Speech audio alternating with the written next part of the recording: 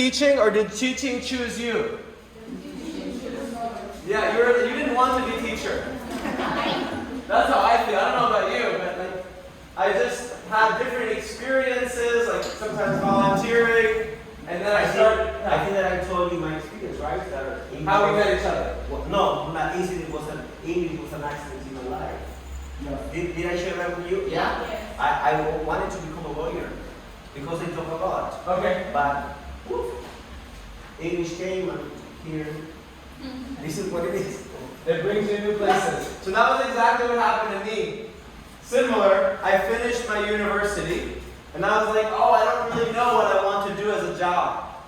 And then I found some jobs in different countries. So I went to Martinique. I don't know if anyone's heard of this country. It's a very small country. Yeah, they speak French and Creole. And I also Dominican Republic and Madagascar, Mauritius, trying to think where else. This country I was just in all last year. Has anyone heard of this country? Yes. Uzbekistan? Sorry, let's see you guys. Have you heard of this country? Yeah. Where is it? It's in the Middle East. Europe, Asia, like from Russia. More, yeah, it's like Russia, Kazakhstan, China, Iran. It's like Central Asia. What they call basically Middle East before mostly the Midwest and in Europe. It's between Europe and Asia. There are a lot of countries there that are considered as Middle East. Yeah. They consider themselves Central Asian. Either way. Yeah. So I'm just trying to think. What can I say about myself? I've worked in a lot of different high schools. But I found that for me, I like to change to different environments, to work with different students. And I've also worked in universities. So should I talk about how I learn languages? Or Yeah. And then they should ask you should ask me questions. Okay, you said that you know around 6 languages. Something around there. 5. Okay. Yeah, So somewhere. we know that basically English. Yeah? Do you know Spanish? Yeah? Hablar en Okay. español. Bueno, un poquito de español. No, más que un poquito. Solamente yo tengo miedo a cosas como ojos sobre mí. So don't worry about it. Okay, imagine French. I speak French. She's right. What else? German. German. I like countries that are hot. Okay. Alright. German, very cold country. I don't like Italian. Portuguese. I forgot. I also worked in Brazil for a year. Oh. Italian, no. I'm sorry, but French, speak Mandarin. no, that would have been good. I know. Okay, we have 4. So English, Spanish, French, and Portuguese. Yeah, so we're we not need gonna- 2. Does anyone remember? Do you remember my name? Yeah. Huh? What is it? Armin. Does anyone know a language that sounds like my name? Most people do. A name that's similar, a language that's similar to my name. Armenian? I speak Armenian. Does anyone know where that country is? Very close. It's kind of hard. It's where Wait. Turkey, Yeah. not the food. Oh, Pablo. Yeah. La persona que trabaja en Chiquita es un Pablo. I learned that today. I was like, why is it Turkey? He's coming from Chame, Panama. But yeah, east of Turkey, there's a small country called Armenia. There's Iran, Georgia, Azerbaijan, and Russia. So my family is from Turkey, but we're Armenian. Okay, and then Turkish. Don't know Turkish. I don't know Turkish. The language that I know a little bit is sign language. So,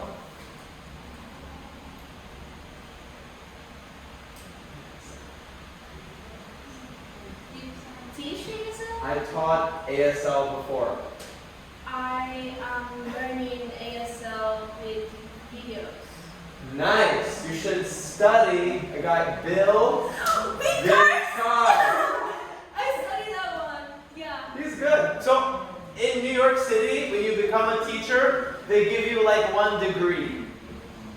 But you're allowed to teach outside of your degree, so I've studied some sign language and I taught ASL, I've taught American history. I don't know much ASL. I started to learn ASL because my dad, I think. Your dad, Yeah, my mom, dad. dad. My dad is hard hearing. Oh, but he doesn't know ASL. No, he doesn't want to learn.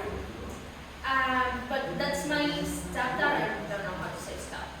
It's my Second dad, maybe? yeah, second dad. Second dad. He is hard hearing. My biological dad, my dad, he also is hard hearing, but since he is block related, I can get that. So I want to learn it to practice. Yeah, practice. I would just say, for me, you want? For me, my number 1 language tip is maybe not the best one, is to make friends in the language you want to learn. So that would just be, if you were asking about language tips, like when I was working in Brazil, maybe I can send you the video and you can share with them. You can also apply for this program, Fulbright. Do they know about it? No, probably no. Has Yes. anyone heard of this program? Fulbright? Fulbright? Yeah, it's It's an American government program, and they send teachers or students to different countries. And they sent me to Brazil. And it was amazing. So you can also apply to go to America or other programs. But anyway, I was there teaching English in the university, and near the this university reminds me of where I was teaching. They had a deaf program.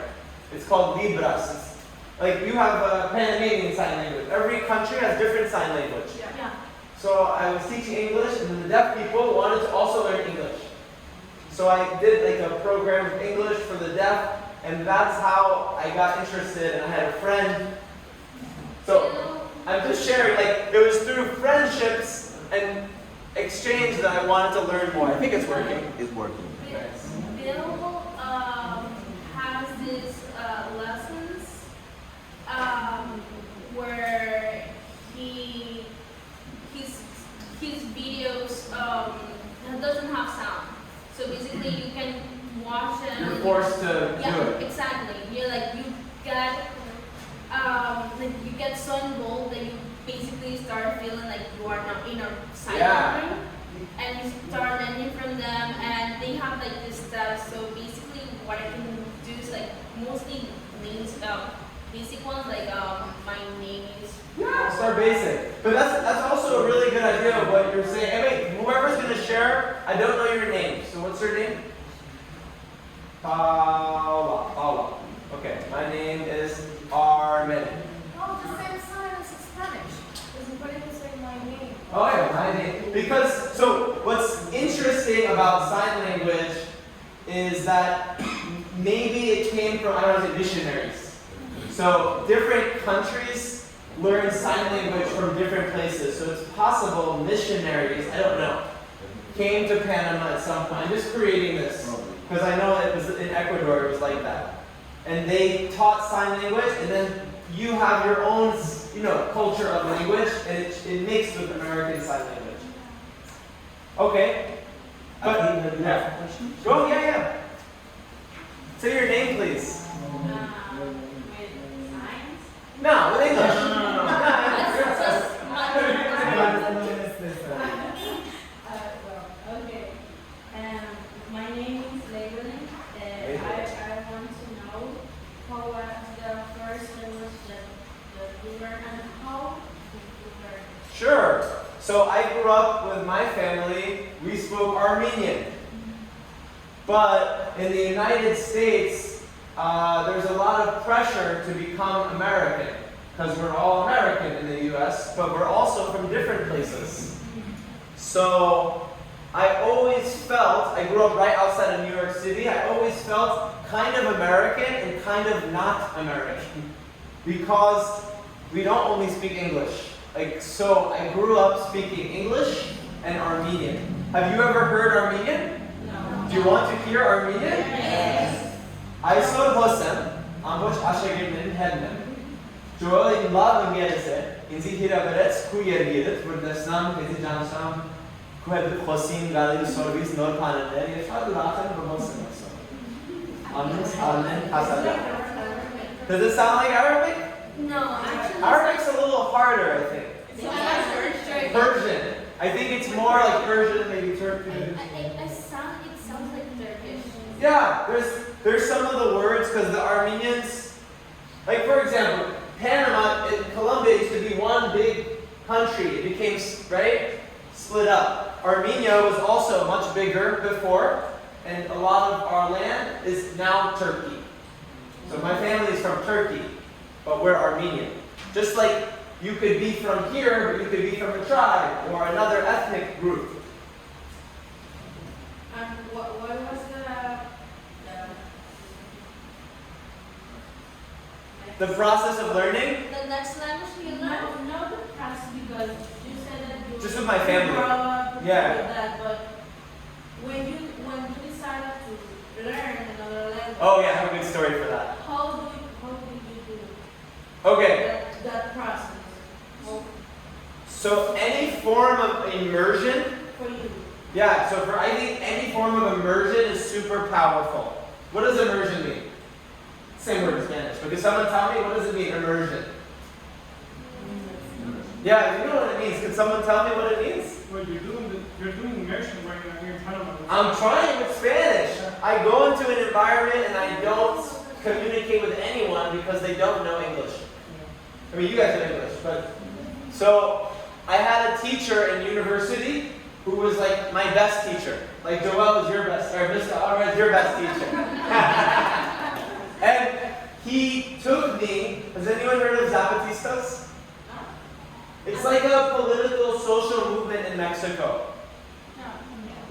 So my teacher spoke let's say like native languages of Guatemala and like Mayan languages.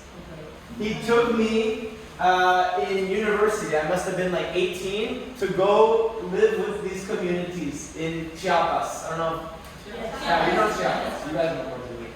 So that's my first experience. What was interesting was in high school, all of the students in my high school, they all just study Spanish because it's like easy, it's more similar. And I studied French. It was like me and two other guys and all girls studying French. But after, and I said, I'm not interested in Spanish.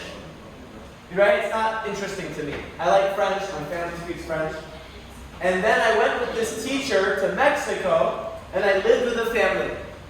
Obviously, you can't live with a family here because everyone here is Panamanian. But that was the moment where I said, wow, I can become another person. So to me, when you do like immersion, you become a different person. Do you feel different when you speak English than when you speak Spanish? Yeah.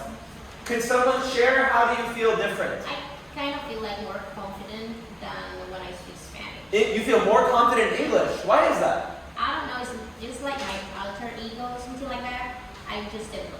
So it's like you can express your personality in a different way. Yes. Okay, does anyone else want to share? I already forgot the question. What was the question? That you feel different. How do you feel different speaking English and Spanish? Anyone else want to share? And say your name. What's your name? Oh, my name is Nayoka Espinosa. Nayoka. Yeah. Sometimes it's easier to express your feelings or what you want to do in English, Okay. because English is like more direct. Direct. Yes. Spanish is a little bit more like. Spanish have more feelings, Okay. but I like English because I think that I can say the things directly. Okay. And I don't need too much. So maybe like English is more like language of business and being direct, and Spanish is more of an emotional. In a professional way, it's very useful to be direct. This is true. Interesting. But I feel like Yeah. Anyone else? How you feel? Because you're all bilingual, right? How do you feel when speaking Spanish or English? Well, in my case, I work with people that only speak English. Really? What's your name, please? Sorry, my name is Daniela. Daniela, okay. Yeah, and when I speak with them, I feel comfortable, but only if I speak with someone that I know. But sometimes I have to get calls From random people. yeah, from people, random people from the United States. And the thing is that the accent. Oh, their accents. Yeah. Oh my God, there's so many different accents. There's Indian. Yes, They speak that's a totally different accent. Yes. Which is actually interesting about accents, even in New York. I don't think I have a very New York accent, but there's so many types of accents in New York. Like African American English, there's maybe Jewish people speak, like from the traditional way. Italians speak another way. So you're right, Indian, like, It's very complicated to listen to different accents. I agree. For a person that's, we both work in a call center. We Okay. have to listen to people who speak English basically 24/7. Well, not 24/7, but 7 hours, no, 8 hours, or 7.5 hours for 5 days in a week. You have to listen to every different type of accent that you can believe. So we work with Chinese, we work with Koreans, English, some British. But also the same somewhere because I mean the people from the south have Oh, they have Yeah, totally accent, different things. Yeah. So, Yeah. so it's for our ears, even though we are trained, and you can never get enough of listening to different accents. And you start, as the time passes by, you start to catch up a little bit, but you never get enough. Yeah, it's like the speed of it. I feel the same, like there's certain accents that I can understand better for Spanish. So that makes sense. Yes. Nice. It's difficult to know the different accents. I learned Spanish to people that speak English, and some weeks ago I was teaching a South African boy and German.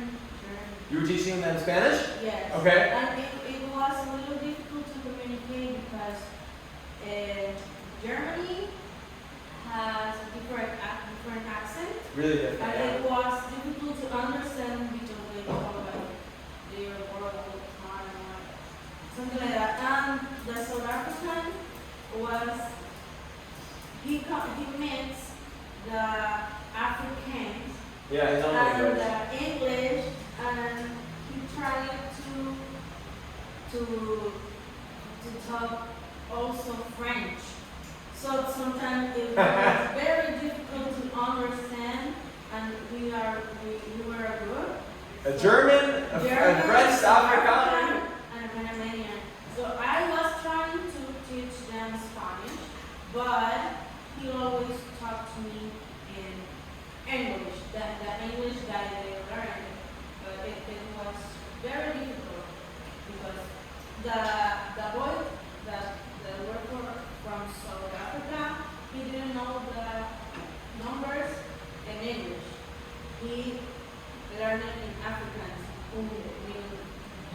Do it. So I was teaching English to teach Spanish, and it was very difficult. Wow, so you have to go through different languages to get to the language.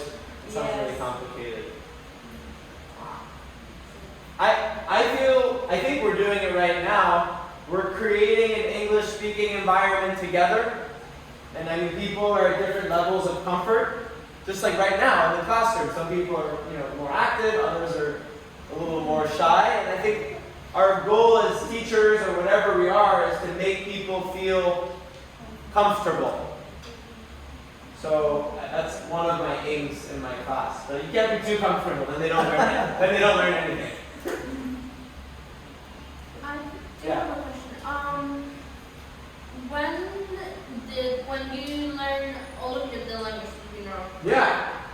when do you consider that you know, like, the language? Sure. Okay. Well, I think a lot of languages are about the environment. right? So you were talking about working in a call center. I know she was also on the phone. When you go and meet a person in real life, it's like a whole other thing, right? So Totally different. this is the first time I'm meeting Joel. We've literally only known each other because of COVID. We were doing similar activities like training. You want to share? Okay. We were doing similar trainings as teachers, and then a mutual colleague connected us, and I've never met him. But when you find people who you have similar passions to, it's like you already know them. Right? He's doing similar things, I'm doing similar. So you're asking like, how do I know when I know a language? I don't think I know any language fully. I think for me, my goal is communication. So like, I didn't mention it, I know a little bit of Russian, a little bit of Uzbek to like get to where I need to with a taxi driver. So like, that's good for what I need. But if you ask me to do like a lecture in that language, it's going to be very hard. Even in English, doing a lecture can be difficult. So I think like your ability to know a language is more about the context in which you're going to use the language, and also who's listening. Like I'm looking, most people seem like they're listening. So I think I'm communicating in a way that's clear. But you know, sometimes you go in an environment and there's like no communication. Like you know do you know what I'm talking about? Yeah. Where you go there and it's just like the highway has one way. You know the people you talk to, it's like a horse race. yeah. Transport that they have this. Yes. Yeah. So I guess when you're teaching, as much as possible, I like to try to make it so there's like back and forth. Some feedback. Some feedback, because if you're the one talking all the time, then it's so tiring. Yeah. So I just found like going in different environments. Like I was very lucky to have the opportunity to find jobs in different countries, and that helped me to learn. But I haven't fully learned Portuguese. I haven't fully learned Spanish. But I think like the Spanish that I use helps my students learn English. That's like the way I use my Spanish most of the time. So, do you see what I mean? In the environment that I'm working in, my Spanish is very helpful. The reason why I'm asking is because I like languages. Nice. I would like to be like you in this case, is that you speak a lot of languages. And as you know, I know sign language. I can say some things in Korean. Cool. The only word I was trying to work in Turkish too, but the only one that stuck is marhaba and günaydın. When I was in school, my school is a trilingual school, so we also learn French. Cool. Très bien. But you may have the same challenge that I have, is I'm someone who changes the channel very fast. Yeah. I don't stay on one thing very long. So it makes me pretty good at doing a lot of different things, but not very good at one thing. You never finish. I'll be honest, with certain things it's hard to finish. So I would encourage you, if possible, to focus in something, or, you see what I mean?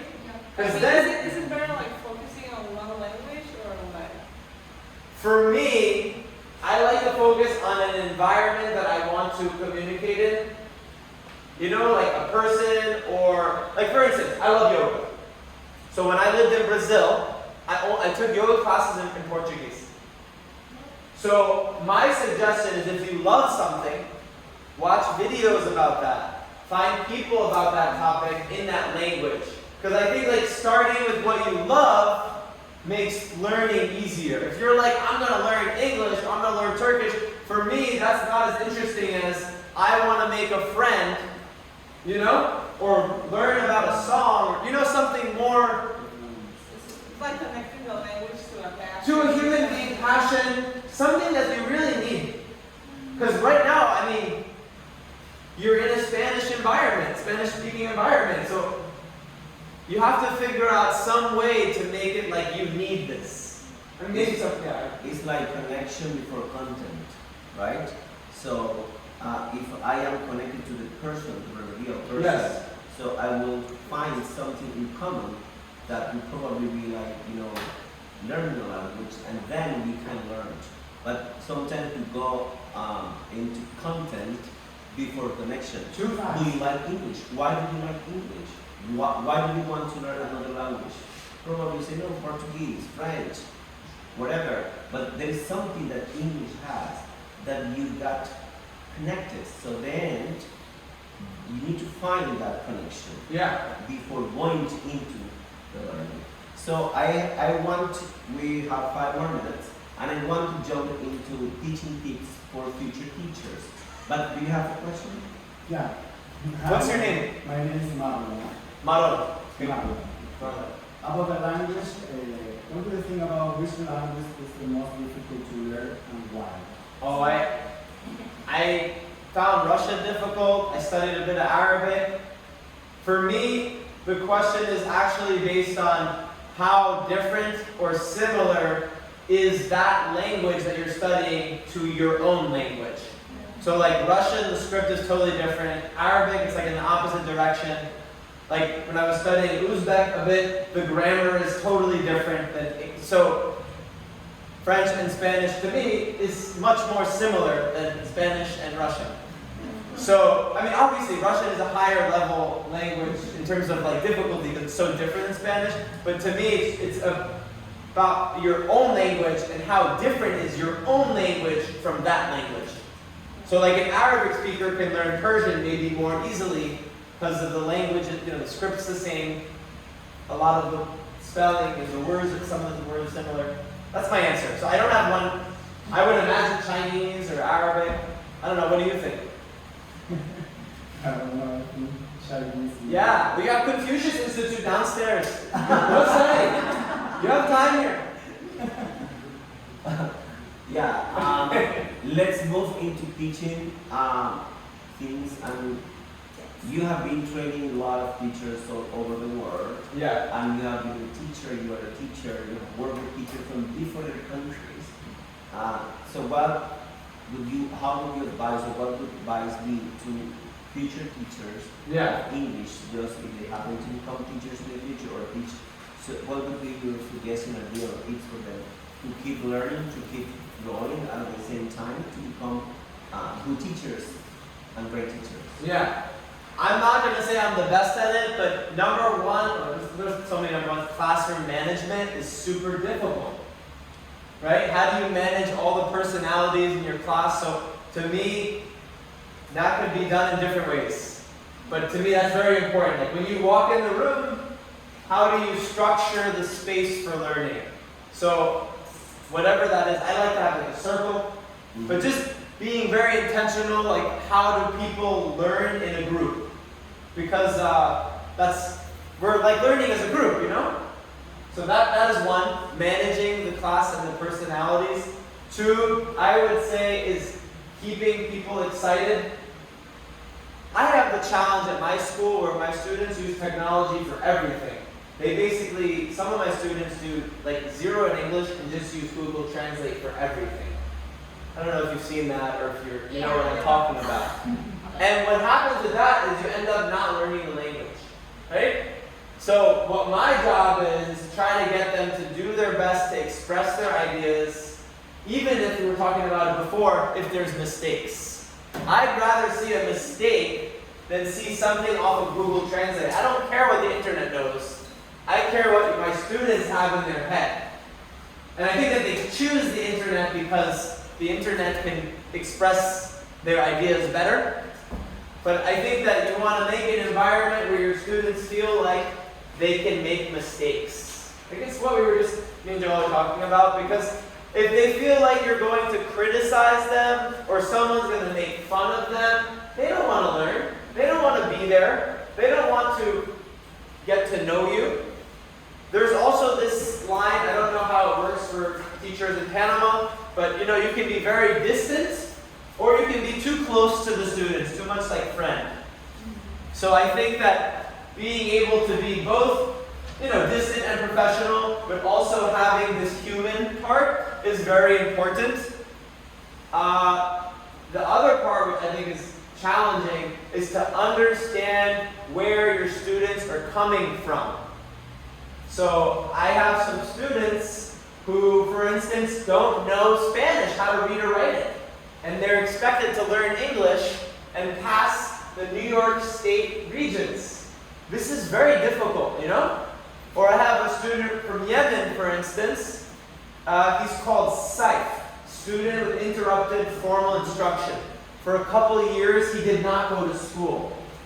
Right? I'm sure you have these kind of situations in Panama. Right? Kids, they're helping their families, they're working, they're doing different things. So it's very easy to just get very angry and frustrated, right? The students in front of you, they're not listening. So I think the other part is asking about like how do you create learning. I think you have to be compassionate and be aware when you're impatient.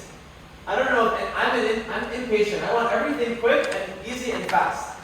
But that's not what teaching is. It's difficult and it's frustrating. The other thing that me and Joel are both really passionate about is something not related to teaching that you're doing, to take care of yourself. Because if you're always doing teaching, you're going to burn yourself out. So I personally think it's very important, exercise, dancing, singing, whatever it is, to have another life from being teacher. Otherwise, I mean, for those, some of you I'm sure are working, a lot of you are working here, life is difficult. Teaching is difficult. All of the relationships are difficult. You need something that can make you feel free and happy, and for at least a moment, you know, like you forget about the difficult situations or people. Like an escape room. Like an escape room? Yeah, some form of peace. So like in my class, it's a small thing. I have a bell. My students come in, they're all like really excited, they're all over the place. I ring my bell. So everyone, please listen to your breathing, come present. And they're still talking, and I'm trying to just show myself being calm. That's my way at the end of my teaching day. Because we have lunch at 10 a.m. And the school day goes till 3 p.m. Can you imagine? They eat at 10 a.m. lunch. Breakfast, 8 a.m. So anyway, it's difficult, right? That situation. So I have to have these little routines. So that'd be my last suggestion. And I would love to share my YouTube channel with all of you if you want to see, or I don't know, my online stuff. Routines. That'll be my last thing. Get that up. Routines. Whatever routine it is, do it really regularly. So like to me that's really important, even for like our lives, you know, like when you wake up and you're like, oh, what am I going to do today? Versus I wake up, I'm going to do 1, I'm going to do 2, I'm going to do 3. Right? Those days go much better. Same with the classroom. Like I'm going to do this do now question. Then I'm going to have the kids start talking about something or doing something, writing something. Then I'm going to go around and help. There's more things. I would just say also, move around your room. If you notice, I stayed a lot more here. I tried. I came here once. Don't be a teacher who only stays in one part of the room or who only looks at some students. I'm doing my best to look at every single one of you. I think I succeeded, right? I think so. So like, you know what I mean? Like, move around, and that's like one of the things, I don't know if it happens in Panama high school situation, but they encourage us as teachers to circulate the room. You know, like sales, you're selling to everyone. You can't just stay over here and forget about. So yeah, that's what those are the main ones I would say. What is your YouTube channel? Can I send it to you and you send it to them? Okay. You can find my name, Armin Kasabia. I'll send it to you. You can send. Perfect. But yeah, if you want to find me, Armin, can I write up? I do have one. Yeah, I can have a marker. Can I write on the board? It's not permanent, right? Thank you. Please.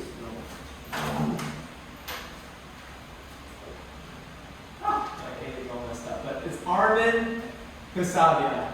I'm pretty sure that's my YouTube. I have 2 actually. But yeah, that's my YouTube, Facebook, Instagram, whatever you want. But I have like a lot of teaching stuff. Yeah, that's it. So there's 2 of them. I have 2 of them. Oh, actually, that's one of them. There's one that's just teaching. That one's not much teaching. Can I? Yeah, sure. Yeah. Sorry. No, no, no. Armin Mauritius. Joel, I think I'm gonna. Oh, there we go. This is the channel. Oh, I'm sorry, I changed it. Because I have two channels. Armin, because I was just teaching in Uzbekistan. That's where I was last year. Armin, Uzbekistan. And I'm actually going to go there this summer again and do another teaching exchange, I hope. But yeah, that's the best one. That one's like all teaching stuff. But yeah. Perfect. Any question before we finish? Any question? No? No? No questions? Yeah? Alright, so, That's my email. Anyone wants to email me anything, or you can email it. thank you so much for sharing. Thank you. Can we get a photo with your class? Of course, why Anyone who's not? comfortable. How should we do, like a selfie or something? You could get a selfie, that's But yeah, I wanna. I'm sorry, I like photos.